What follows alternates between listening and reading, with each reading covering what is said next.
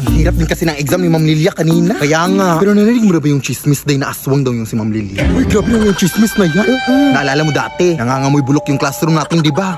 Yun pala, ilaw na puso ng baboy yung ulam ni Ma'am Noel. Seryoso? Paano mo nalaman? Siyempre, nakikain ako.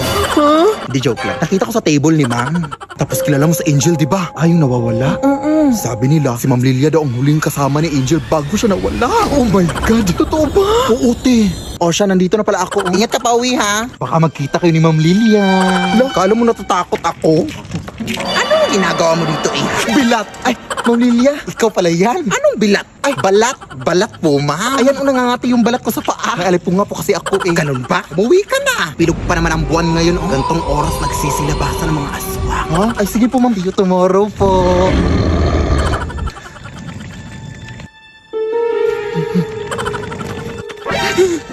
Ma'am Lilia?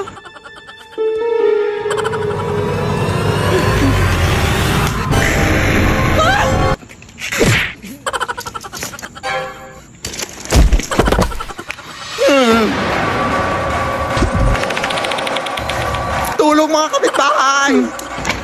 Nice! Open the door! Sino ba yung nambubulabog dyan? Uy, Ma'am Lilia, ikaw ba yan? Bakit di pa nauwi anak ko?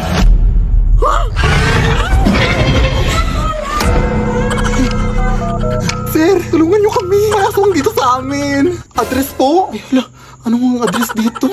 Batong Bakal Street. Ay, oo nga pala. Thank you, ha? Makamwag po. Bobo po akong estudyante pero mabuti po akong tao. Di ba binigyan kita ng chocolate nung Teacher's Day? Lead me, Lord,